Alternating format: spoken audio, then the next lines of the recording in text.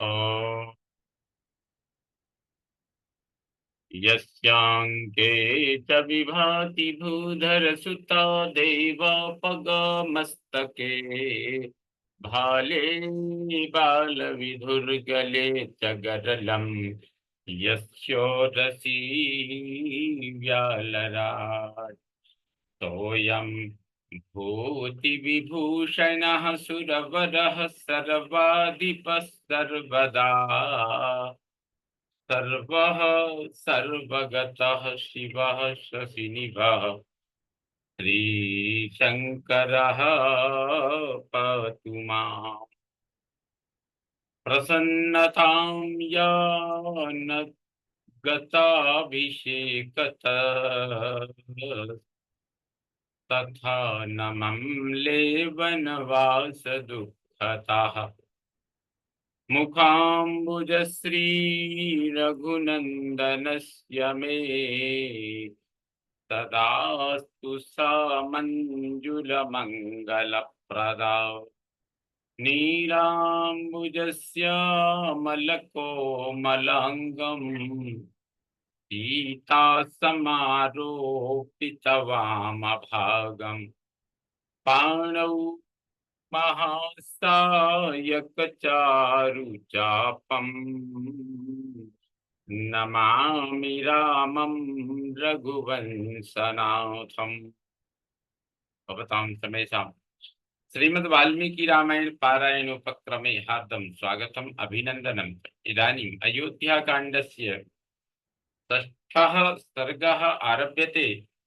इस सर्ग में सीता सहित श्री राम का नियम परायण होना, हर समय भरे पुरवासियों द्वारा नगर की सजावट, राजा के प्रति कृतज्ञता प्रकट करना तथा अयोध्यापुरी में जनपदवासी मनुष्यों की भीड़ का एकत्र होना, यह सब वर्णन वर्णित है। तो गते पुरोहिते रामः स्नातो नियतमानसः सह पत्न्या विशालाक्ष्या नारायणमुपागम। पुरोहित जी के चले जाने पर मन को संयम में रखने वाले श्री राम ने स्नान करके अपनी विशाल लोचना पत्नी के साथ श्री नारायण जी की उपासना आरंभ की। नारायणम उपागमत, यहाँ ऐसा माना जाता है कि नारायण शब्द से श्री रंगनाथ जी की वह अर्चा मूर्ति अभिप्रेत है, जो कि पूर्वजों के समय से ही दीर्घ काल तक अयोध्या में उपास्य देवता के रूप में रही है। बाद में श्री राम जी ने वह मूर्ति विभीषण को दे दी थी, जिससे वह वर्तमान में श्री रंग क्षेत्र में पहुंची। इसकी विस्तृत रूप से जो कथा है वो पद्म पुराण में आती है। प्रगृह्य शिरसा पात्रीं हविषो विधिवत् ततः महते दैवतायाज्यम जुहावज्वलिता नले। उन्होंने हविष्य पात्र को सिर झुकाकर नमस्कार किया और उज्ज्वलित अग्नि में महान देवता शेषशाही नारायण की प्रसन्नता के लिए विधि पूर्वक उस हविष्य की आहुति दी। शेषम च हविषस्तस्य प्रास्यासास्यात्मनः प्रियं ध्यायन्नारायणं देवं स्वास्तीर्णे कुशसंस्तरे वाग्यतः सह वैदेह्या भूत्वा नियतमानसः श्रीमत्यायतने विष्णोः शिष्ये नरवरात्मजः। तत्पश्चात अपने प्रिय मनोरथ की सिद्धि का संकल्प लेकर उन्होंने उस यज्ञ शेष हविष्य का भक्षण किया और मन को संयम में रखकर मौन हो वे राजकुमार श्री राम विदेहानंदिनी सीता के साथ भगवान विष्णु के सुंदर मंदिर में श्री नारायण देव का ध्यान करते हुए वहां अच्छी तरह बिछी हुई कुश की चटाई पर सोए। एकयामावशिष्टायां रात्र्यां प्रतिविबुध्य सह अलंकार विधिं सम्यक् कारयामास विस्मनः। जब 3 पहर बीतकर एक ही पहर रात शेष रह गई, तब वे शयन से उठ बैठे। उस समय उन्होंने सभा मंडप को सजाने के लिए सेवकों को आज्ञा दी। तत्र शृण्वन् सुखावाचः सूतमागतवन्दिनाम् पूर्वां संध्यामुपासीनो जजाप सुसमाहितः। वहां सूत मागध और बंदियों की श्रवण सुखद वाणी सुनते हुए श्री राम ने प्रातःकालिक संध्योपासना की। फिर एकाग्र चित्त होकर वे जप करने लगे।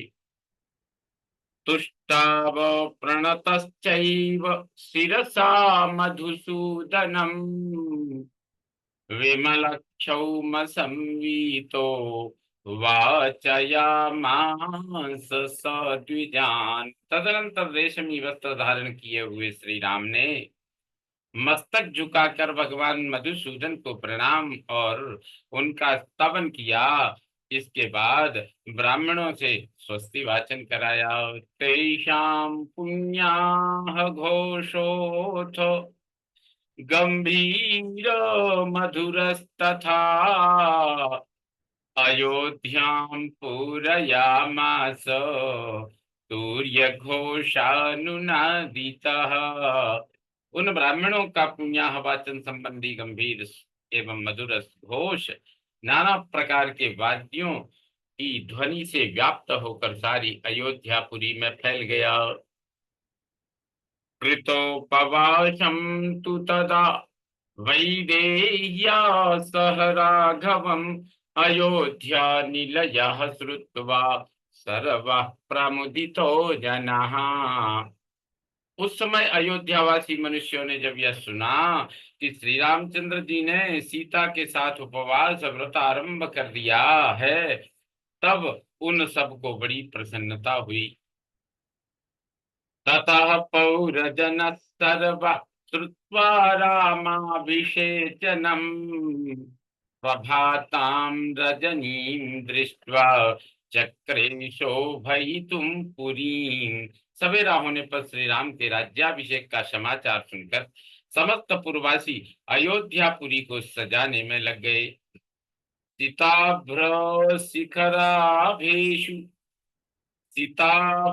शिखराभ्रेषु देवतायतनेषु च चतुष्पथेषु रथ्यासु चैत्येष्वट्टालकेषु च नानापण्यसमृद्धेषु वणिजामापणेषु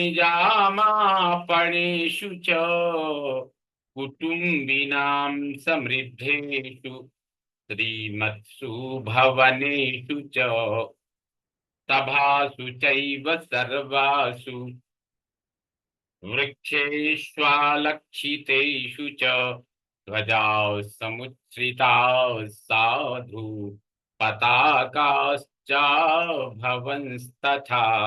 जिनके शिखरों पर श्वेत बादल विश्राम करते हैं, उन पर्वतों के समान गगन चुंबी देव मंदिरों, चौराहों, गलियों, देव वृक्षों, समस्त सभाओं, अट्टालिकाओं, नाना प्रकार की बेचने योग्य वस्तुओं से भरी हुई व्यापारियों की बड़ी बड़ी दुकानों तथा कुटुंबी गृहस्थों के सुंदर समृद्धिशाली बड़ी बड़ी दुकानों तथा कुटुंबी गृहस्थों के सुंदर समृद्धिशाली भवनों में और दूर से दिखाई देने वाले वृक्षों पर भी ऊंची ध्वजाएं लगाई गईं और उनमें पताकाएं फहराई गईं। नट नर्तक संघानां गायकानां च गायतां मनः कर्ण सुखावाचः सुसराव जनता ततः। उस समय वहां की जनता सबोर नटों और नर्तकों के समूहों तथा गाने वाले गायकों की मन और कानों को सुख देने वाली वाणी सुनती थी। रामाभिषेक युक्ताच कथाश्चक्रुर्मिथो जनाः रामाभिषेके संप्राप्ते चत्वारेषु गृहेषु च। श्री राम के राज्याभिषेक का शुभ अवसर प्राप्त होने पर प्रायः सब लोग चौराहों पर और घरों में भी आपस में श्री राम के राज्याभिषेक की ही चर्चा करते थे। बाला अपि क्रीडमाना गृहद्वारेषु संघसः रामाभिषव संयुक्ताश्चक्रुरेव कथामिथः। घरों के दरवाजों पर खेलते हुए झुंड के झुंड बालक भी आपस में श्री राम के राज्याभिषेक की ही बातें करते थे। पुष्पोपहारश्च धूपगन्धाधिवासितः राजमार्गकृतः श्रीमान् पौरैरामाभिषेचने। पूर्ववासियों ने श्री राम के राज्याभिषेक के समय राजमार्ग पर फूलों की भेंट चढ़ाकर वहां सब ओर धूप की सुगंध फैला दी। ऐसा करके उन्होंने राजमार्ग को बहुत सुंदर बना दिया। प्रकाश करणार्थम च निशागमन संकया दीप वृक्षांस्तथा चक्रुः अनुरथ्यासु सर्वसः।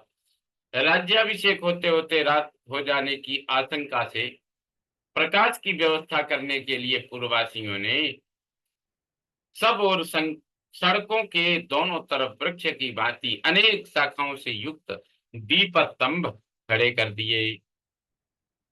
अलंकारं पुरस्यैवं कृत्वा तत्पुरवासिनः आकांक्षमाणा रामस्य यौवराज्याभिषेचनम् समेत्य संघसः सर्वे चत्वरेषु सभासु च कथयन्तो मिथस्तत्र प्रशंसुर्जनाधिपम्। इस प्रकार नगर को सजाकर श्री राम के युवराज पद पर अभिषेक की अभिलाषा रखने वाले समस्त पूर्ववासी चौराहों और सभाओं में झुंड के झुंड एकत्र हो वहां परस्पर बातें करते हुए महाराज दशरथ की प्रशंसा करने लगे। अहो महात्मा राजायम् इक्ष्वाकुकुलनन्दनः ज्ञात्वा वृद्धं स्वमात्मानं रामं राज्येऽभिषेक्ष्यति। अहो इक्ष्वाकुकुल को आनंदित करने वाले ये राजा दशरथ बड़े महात्मा हैं, जो कि अपने आप को बूढ़ा हुआ जानकर श्री राम का राज्याभिषेक करने जा रहे हैं। सर्वे ह्यनुगृहीतास्म यन्नो रामो महीपतिः चिराय भविता गोप्ता दृष्टलोक परावरः। भगवान का हम सब लोगों पर बड़ा अनुग्रह है कि श्री रामचंद्र जी हमारे राजा हों और वे चिरकाल तक हमारी रक्षा करते रहेंगे, क्योंकि वे समस्त लोकों के निवासियों में भलाई जो भलाई या बुराई है उसे अच्छी तरह देख चुके हैं। अनुद्धत मना विद्वान धर्मात्मा भ्रातृवत्सलः यथा च भ्रातृषु स्निग्ध तथा स्मास्वपि राघवः। श्री राम का मन कभी उद्धत नहीं होता। वे विद्वान धर्मात्मा और अपने भाइयों पर स्नेह रखने वाले हैं।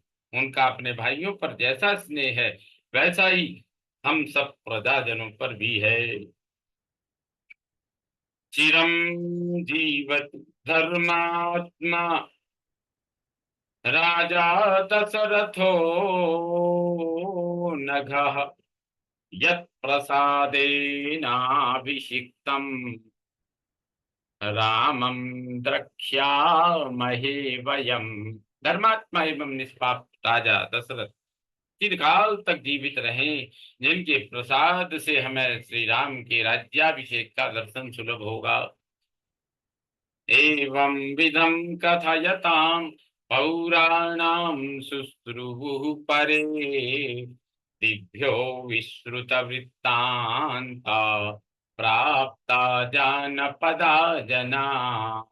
अभिषेक का वृत्तांत सुनकर नाना दिशाओं से उस जनपद के लोग भी वहां पहुंचे थे।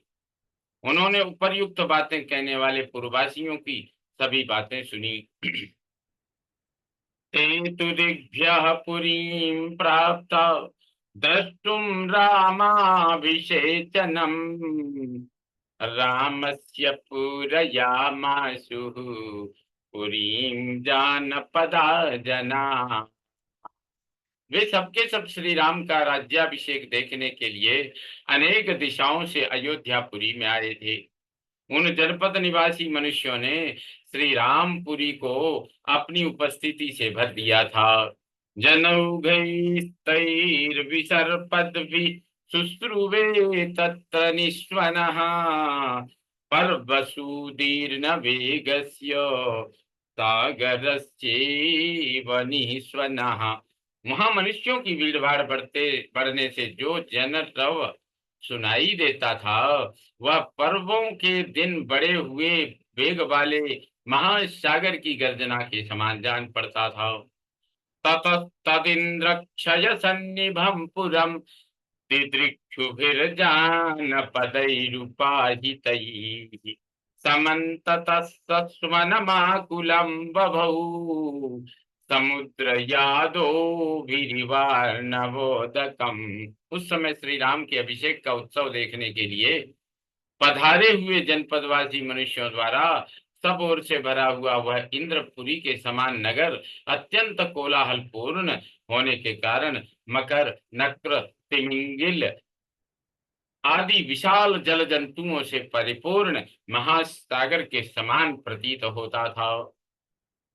इत्यार्थे श्रीमद् रामायणे वाल्मीकि आदि काव्ये अयोध्या कांडे षष्ठ सर्ग संपूर्णतां याति। ओम पूर्णमद पूर्णमिदं पूर्णात् पूर्णमुदच्यते पूर्णस्य पूर्णमादाय पूर्णमेवावशिष्यते। ओम शांति शांति शांति। सर्वे भवन्तु सुखिनः सर्वे सन्तु निरामयाः सर्वे भद्राणि पश्यन्तु मा कश्चित् दुःखभाग् भवेत्। ओम शांति शांति शांति। श्री रामचंद्रो विजयते राम।